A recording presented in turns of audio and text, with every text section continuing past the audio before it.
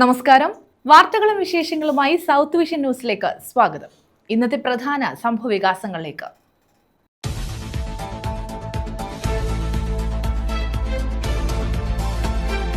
Kottarakkara KSRTC ഡിപ്പോയിൽ നിന്നും പുതിയ സർവീസുകൾ ആരംഭിച്ചു. കോട്ടയം പാലവടി തൊടുപുഴ, പരുമല കോട്ടയം, പുത്തൂർ എറണാകുളം എന്നീ ഫാസ്റ്റ് പാസഞ്ചർ സർവീസുകളാണ് ആരംഭിച്ചത്.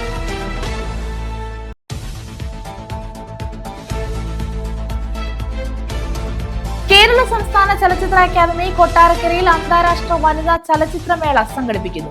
മെയ് 23 മുതൽ 25 വരെയാണ് വനിതാ ചലച്ചിത്രമേള. സംഘാടക സമിതി ഓഫീസ് പ്രവർത്തനം തുടങ്ങി.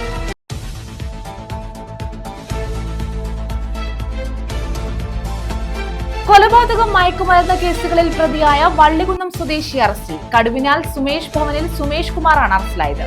ഇയാളെ തിരുവനന്തപുരം സെൻട്രൽ ജയിലിലേക്ക് മാറ്റി.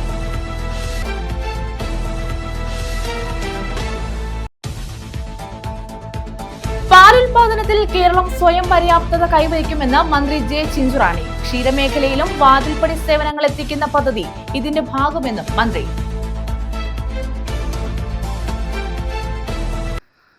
വിശദമായ വാർത്തകളിലേക്ക്. കൊട്ടാരക്കര KSRTC ഡിപ്പോയിൽ നിന്നും പുതിയ ഫാസ്റ്റ് പാസഞ്ചർ സർവീസുകൾ ആരംഭിച്ചു. കോട്ടയം പാലവടി തൊടുപുഴ, പരുമല കോട്ടയം, പുത്തൂർ എറണാകുളം എന്നീ സർവീസുകളാണ് ആരംഭിച്ചത്. മന്ത്രി KN ബാലഗോപാൽ ഫ്ളാഗ് ഓഫ് ചെയ്തു. കൊട്ടാരക്കര ബസ് സ്റ്റാൻഡ് ആധുനീകരിക്കുന്നതിനായി കൂടുതൽ സൗകര്യങ്ങൾ ഉറപ്പാക്കുമെന്ന് മന്ത്രി KN ബാലഗോപാൽ പറഞ്ഞു. ഡിപ്പോയിലെ ഗാരേജ് പുനർനിർമ്മാണത്തിന് 2 കോടി രൂപ MLA ഫണ്ടിൽ നിന്നും വകയിരുത്തിയിട്ടുണ്ട്. KSRTCക്ക് ഏറ്റവും കൂടുതൽ ഷെഡ്യൂളുകളുള്ള സ്ഥലമാണ് കൊട്ടാരക്കര. പല സ്റ്റേഷനുകളുടെയും അടിസ്ഥാന സൗകര്യ വികസന പ്രവൃത്തികൾ പുരോഗമിക്കുകയാണ്. റിപ്പയർ വാനുകൾ, സുതാര്യം തുടങ്ങിയ പദ്ധതികൾ മെച്ചപ്പെട്ട പ്രവർത്തനങ്ങൾക്ക് സഹായമാണെന്നും മന്ത്രി പറഞ്ഞു. കഴിഞ്ഞ ദിവസങ്ങളിൽ തന്നെ മൊബൈൽ വർക്ക്ഷോപ്പിന്റെ മറ്റ് അതുമായി ബന്ധപ്പെട്ട പുതിയ സംവിധാനങ്ങളുടെ കാര്യം ബഹുമാനപ്പെട്ട ഗതാഗത വകുപ്പ് മന്ത്രി ശ്രീ ഗണേഷ് കുമാറും അദ്ദേഹവും ഉൾപ്പെടെയുള്ള ഞങ്ങൾ എല്ലാവരും ചേർന്നുകൊണ്ട് ചില പരിപാടികൾ ആരംഭിച്ചിരുന്നു.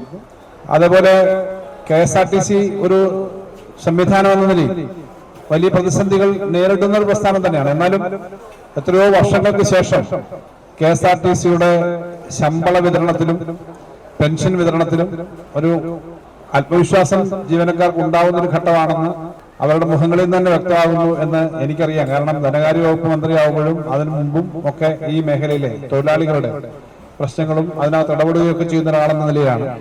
വളരെ കൃത്യമായ പരിപാടികളിൽ കൂടി കൂടുതൽ മെച്ചപ്പെടുമെന്നുള്ള പ്രതീക്ഷയോട് കൂടിയാണ്. ആകെ പെൻഷൻ മുഴുവനും സർക്കാർ സംവിധാനം വഴി നൽകേണ്ട ഒരവസ്ഥയുണ്ട്. ഇപ്പോൾ ശമ്പളം നൽകുന്നതിന് 80 കോടിയോളം രൂപ ചെലവുള്ളതിന് 50 കോടി രൂപ സംസ്ഥാന ഖജനാവിൽ നിന്ന് ഓരോ മാസവും കൊടുത്തുകൊണ്ടിരിക്കുകയാണ്. അതൊക്കെ കുറച്ചുകൂടി മെച്ചപ്പെടുത്താനുള്ള ശ്രമങ്ങൾ നടന്നുകൊണ്ടിരിക്കുകയാണ്. ടൂറിസ്റ്റുകൾ ഉൾപ്പെടെ സമീപിക്കുന്ന കേന്ദ്രങ്ങളായതിനാൽ ബസ് സ്റ്റാൻഡുകളെ അന്താരാഷ്ട്ര നിലവാരത്തിൽ വികസിപ്പിക്കും. കാലാനുസൃതമായ മാറ്റങ്ങൾ വാഹനങ്ങളിലും ഉറപ്പുവരുത്തുമെന്നും മന്ത്രി കൂട്ടിച്ചേർത്തു. പുതിയ ബസ് സർവീസുകളിലെ കണ്ടക്ടർ, ഡ്രൈവർ എന്നിവർക്ക് മന്ത്രി ടിക്കറ്റ് മെഷീനും ലോക്ക് ഷീറ്റും കൈമാറി. കൊട്ടാരക്കര നഗരസഭാ chairman K Unnikrishna Menon, ward councillor Vanaja Rajeev, assistant transport officer B Ajith Kumar, controlling inspector R Binu തുടങ്ങിയവർ പങ്കെടുത്തു. News bureau, Kottarakkara. സംസ്ഥാന സർക്കാരിന്റെ 4ാം വാർഷികാഘോഷമായ എന്റെ കേരളം പ്രദർശന വിപണന മേളയെ ആവേശത്തിലാക്കി ബാൻഡ്. മെർസി ബാൻഡിന്റെ യുവ മ്യൂസിക് ഷോയാണ് ആശ്രമ മൈതാനിയെ ഇളക്കിമറിച്ചത്.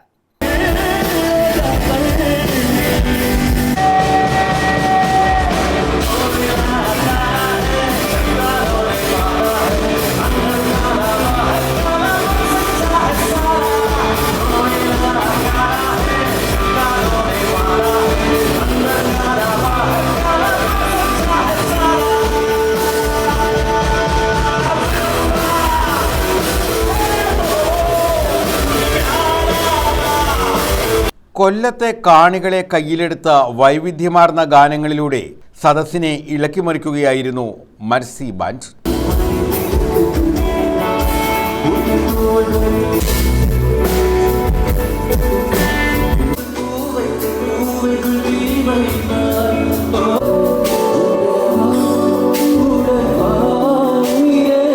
AR റഹ്മാന്റെ ഉയിരേ ഉയിരേ ഗാനത്തിൽ ആരംഭിച്ച മെലഡി, ഹിപ്ഹോപ്പ്, ക്ലാസിക്കൽ, റോക്ക് തുടങ്ങിയ ഒട്ടനവധി ഗാനങ്ങളാണ് അക്ബർ ഖാന്റെയും ഹാരിഫ് മുഹമ്മദിന്റെയും നേതൃത്വത്തിൽ പാടിയത്.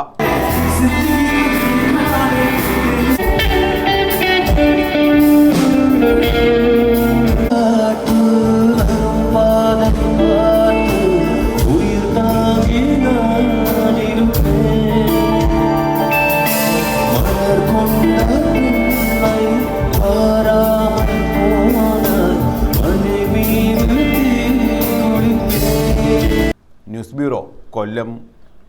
കേരള സംസ്ഥാന ചലച്ചിത്ര അക്കാദമി കൊട്ടാരക്കരയിൽ സംഘടിപ്പിക്കുന്ന അന്താരാഷ്ട്ര വനിതാ ചലച്ചിത്രമേളയുടെ സംഘാടക സമിതി ഓഫീസ് പ്രവർത്തനം തുടങ്ങി.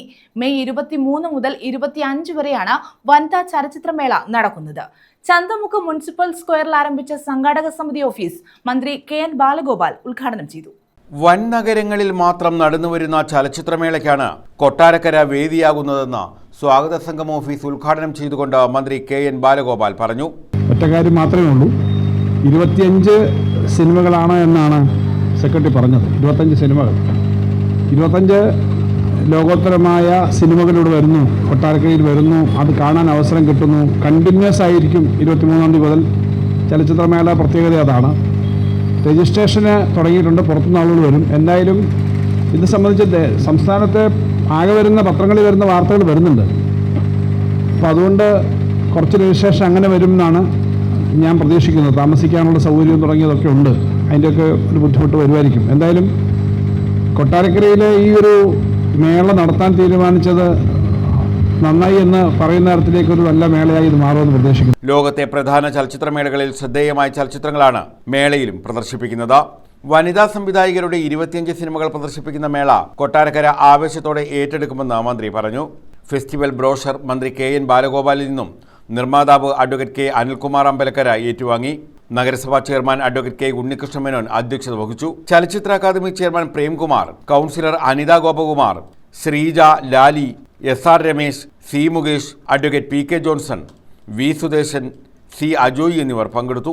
മന്ത്രി KN ബാലഗോപാൽ ആവിഷ്കരിച്ച സമഗ്ര കൊട്ടാരക്കരയുടെ ഭാഗമായാണ് ചലച്ചിത്രമേള സംഘടിപ്പിക്കുന്നത്.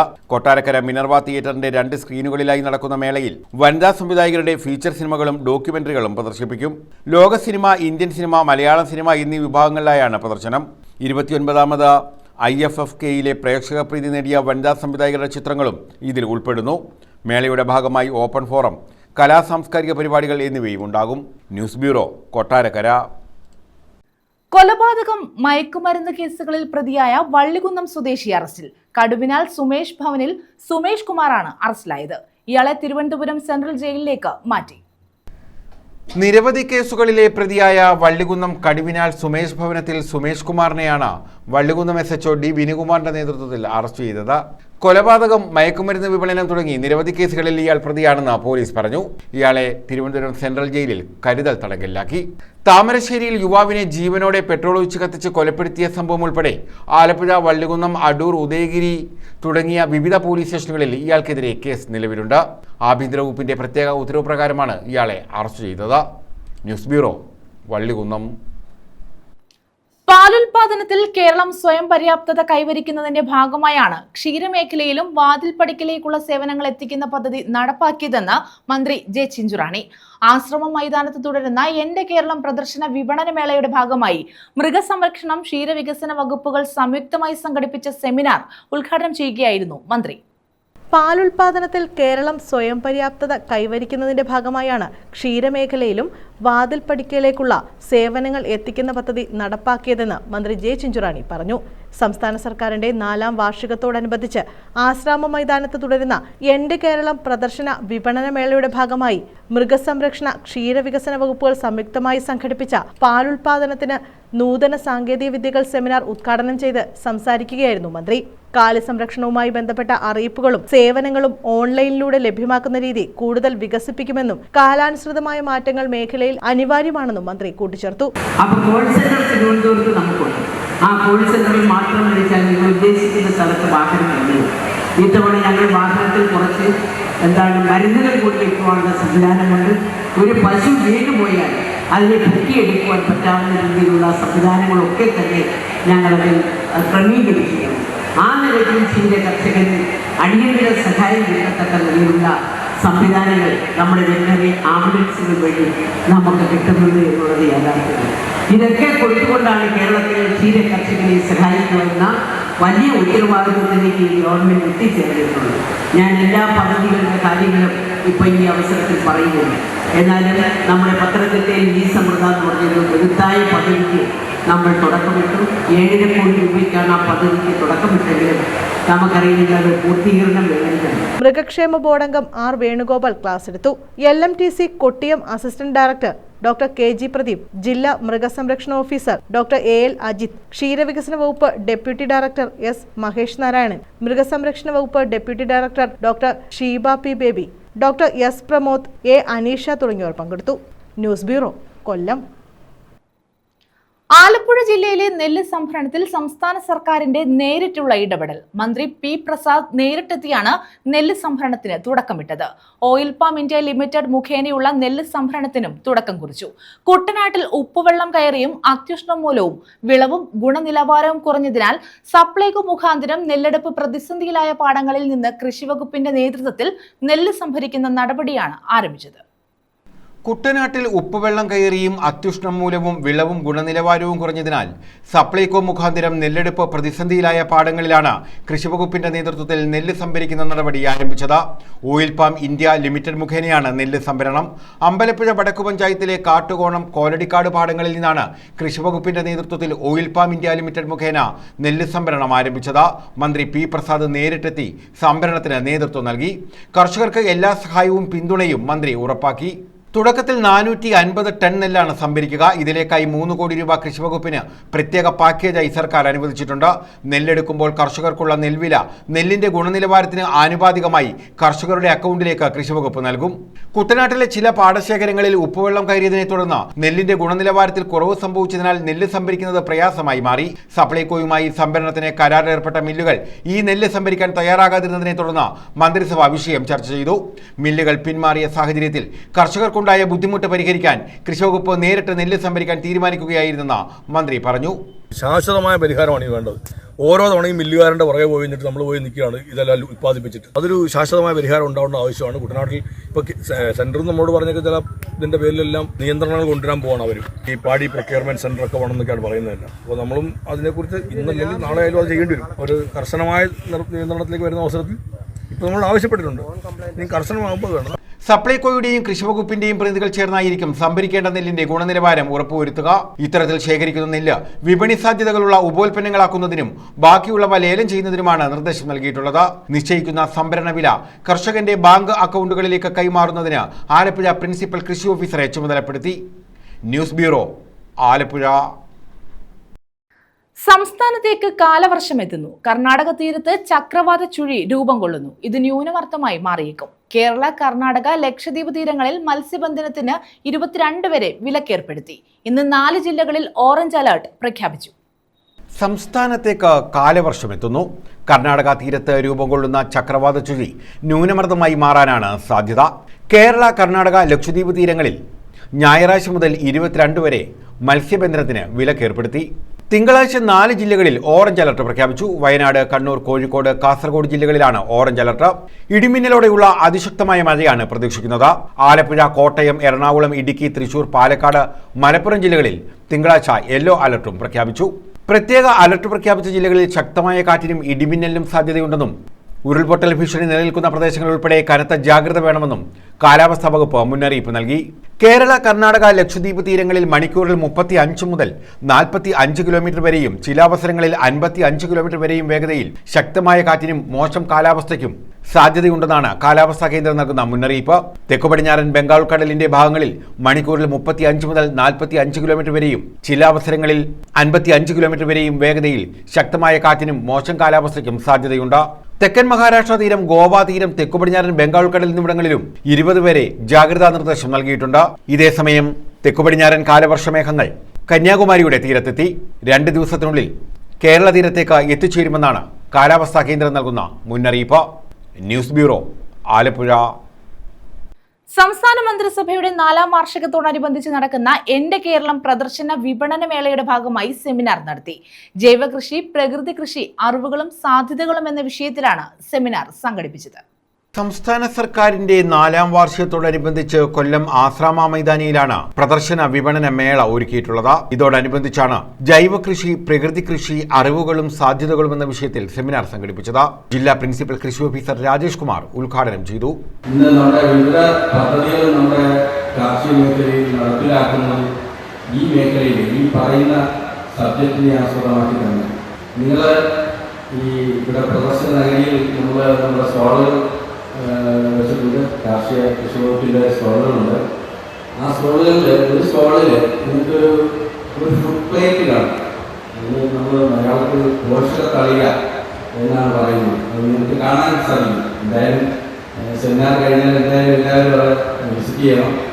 മനുഷ്യൻ്റെ ആരോഗ്യം എന്ന് പറയുന്നത് ഇന്നത്തെ കാലത്ത് വളരെയധികം ബുദ്ധിമുട്ടുകൾ, അല്ലേ, ശാരീരികമായിട്ടുള്ള മാനസികമായിട്ടുള്ള പല പ്രശ്നങ്ങളും ഇന്ന് നമ്മുടെ ആരോഗ്യ മേഖലയിൽ നമുക്ക് ബുദ്ധിമുട്ടുകൾ അനുഭവിക്കുന്നു. കഴിഞ്ഞ 50 വർഷത്തിനിടെ മലയാളിയുടെ ഭക്ഷണശീലങ്ങളിൽ സമഗ്രമായ മാറ്റമുണ്ടായെന്നും ഭക്ഷണത്തിൽ കുറയുന്ന ആന്റി ഓക്സിഡന്റ്സ് നിലനിർത്താൻ ജൈവ പ്രകൃതി കൃഷി ആവശ്യമാണെന്നും വിഷയം അവതരിപ്പിച്ച കാർഷിക സർവകലാശാലയിലെ ഡോക്ടർ ബി രഞ്ജൻ അഭിപ്രായപ്പെട്ടു. അത് തരണമെങ്കിലും ഒരാളോട് സ്കൂളിൽ പഠിച്ച ആൾക്കാർ തന്നെ ചെടികളുണ്ടെങ്കിൽ നമുക്ക് എന്ത് കിട്ടുന്നത്? വായു, ഭയങ്കര ശുദ്ധമായ ഓക്സിജൻ കിട്ടുകയുള്ളൂ. ഇനി വെറുതെ ചോദിക്കുന്നു, ഏറ്റവും കൂടുതൽ ഓക്സിജൻ നമുക്ക് തരുന്ന ചെടികളാണോ, കരയിൽ നിന്നാണോ? അത് നമ്മൾ കണ്ടേക്കണം. കൃഷിവകുപ്പ് ഡെപ്യൂട്ടി ഡയറക്ടർമാരായ Beena Boniface, MS Aneesa, Atma project director S Geetha എന്നിവർ പങ്കെടുത്തു. News bureau, Kollam. ജനാധിപത്യ മഹിളാ അസോസിയേഷൻ പ്രചാരണ ജാഥയ്ക്ക് തുടക്കം. ലഹരിക്കും സാമൂഹ്യ ജീർണതയ്ക്കും വർഗീയതയ്ക്കുമെതിരെയാണ് പ്രചരണ ജാഥ. കരുനാഗപ്പള്ളി ഏരിയ കമ്മിറ്റിയുടെ നേതൃത്വത്തിലാണ് ജാഥ സംഘടിപ്പിച്ചത്. ലഹരിക്കും സാമൂഹ്യ ജീർണതയ്ക്കും വർഗീയതയ്ക്കുമെതിരെ ജനാധിപത്യ മഹിളാ അസോസിയേഷൻ കരുനാഗപ്പള്ളി ഏരിയ കമ്മിറ്റിയുടെ നേതൃത്വത്തിൽ സംഘടിപ്പിക്കുന്ന പ്രചരണ ജാഥയ്ക്കാണ് തുടക്കമായത്. കരുനാഗപ്പള്ളി വെസ്റ്റ് മേഖലയിലെ ചരമുറി ജംഗ്ഷനിൽ സംസ്ഥാന പ്രസിഡന്റ് സൂസൻ കോടി ജാഥ ഉദ്ഘാടനം ചെയ്തു. അത് 21% കുഞ്ഞുങ്ങൾ ഇന്ത്യയിലാണ്. പട്ടിണി മരണം കൊണ്ട് ലോകത്ത് ഒരുപാട് കുഞ്ഞുങ്ങൾ മരിക്കുന്നുണ്ട്. ഇപ്പൊ ഗ്യാസയിൽ തന്നെ എത്രയോ കാലമായി യുദ്ധം നടക്കുകയാണ്. ഒരു നേരത്തെ ആഹാരത്തിന് മാർഗമില്ലാതെ ഒരു നേരത്തെ ആഹാരത്തിന് വേണ്ടി കുഞ്ഞുങ്ങൾ കലപിടി കൂടുന്നത്, ക്യാമ്പിന്റെ മുമ്പിൽ ക്യൂ നിൽക്കുന്നത് നമ്മൾ കാണുകയാണ്. അവരുടെ ദൈന്യതയാർന്ന മുഖം നമ്മുടെ മനസ്സിൽ നിൽക്കുകയാണ്. അങ്ങനെയുള്ള ലോകത്തെ ഒരുപാട് രാജ്യങ്ങളുണ്ട്. പക്ഷെ ഇന്ത്യയിൽ ലോകത്തെ ഏറ്റവും കൂടുതൽ പട്ടിണി കൊണ്ട് മരിക്കുന്ന 5 വയസ്സിൽ താഴെയുള്ള കുഞ്ഞുങ്ങളുടെ കണക്കെടുത്താൽ അത് 21% കുഞ്ഞുങ്ങളും ഇന്ത്യയിലാണ് മരിക്കുന്നത്. പിന്നെ എന്തുവാ നരേന്ദ്രമോദി ബേട്ടി ബച്ചാവോ ബേട്ടി പഠാവോ മുദ്രാവാക്യം വെച്ചുകൊണ്ട് എന്ത് നിൽക്കുകയാണ്? അടുത്ത മുദ്രാവാക്യം സബ്കെ സാത്ത് സബ്കെ വികാസ്. നല്ല മുദ്രാവാക്യങ്ങളൊക്കെയാ പറയുന്നത്. സബ്കെ സാത്ത് സബ്കെ വികാസ്, എല്ലാവർക്കും ഒപ്പം എല്ലാവരുടെയും വികസനമാണ് ലക്ഷ്യമിടുന്നതെന്ന് പറയുന്ന പ്രധാനമന്ത്രി ഈ രാജ്യത്ത് എന്ത് വികസനം കൊണ്ടുവന്നിട്ടുള്ളത്? ഈ രാജ്യത്ത് സമാധാനത്തോടെ ജീവിക്കാൻ കഴിയുന്നുണ്ടോ? ഈ രാജ്യം എന്ന് പറഞ്ഞ ഇന്ത്യ എന്ന് പറഞ്ഞ മഹാരാജ്യം ലോകത്തിന്റെ നെറുകയിലാണ് നിൽക്കുന്നത്. ഈ രാജ്യത്തെ പോലെ ബഹുസ്വരതയുള്ള രാജ്യം വേറെയില്ല.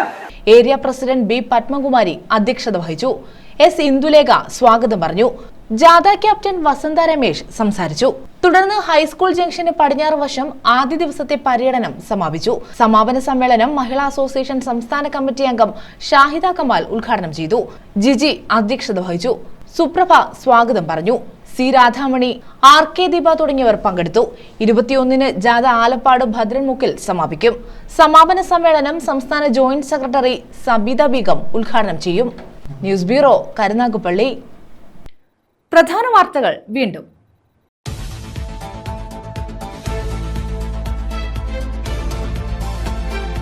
കൊട്ടാരക്കര KSRTC ഡിപ്പോയിൽ നിന്നും പുതിയ സർവീസുകൾ ആരംഭിച്ചു. കോട്ടയം പാലവടി തൊടുപുഴ, പരുമല കോട്ടയം, പുത്തൂർ എറണാകുളം എന്നീ ഫാസ്റ്റ് പാസഞ്ചർ സർവീസുകളാണ് ആരംഭിച്ചത്.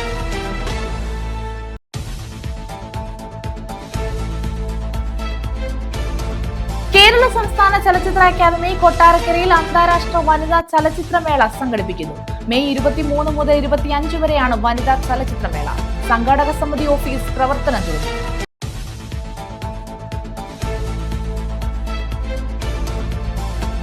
കൊലപാതകം, മയക്കുമരുന്ന് കേസുകളിൽ പ്രതിയായ വള്ളികുന്നം സ്വദേശി അറസ്റ്റിൽ. കടുവിനാൽ സുമേഷ് ഭവനിൽ സുമേഷ് കുമാറാണ് അറസ്റ്റിലായത്. ഇയാളെ തിരുവനന്തപുരം സെൻട്രൽ ജയിലിലേക്ക് മാറ്റി.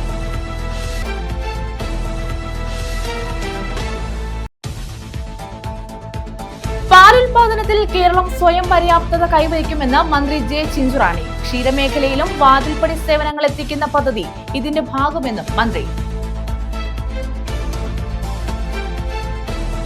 ഈ വാർത്താ ബുള്ളറ്റിൻ പൂർണ്ണമാകുന്നു. നമസ്കാരം.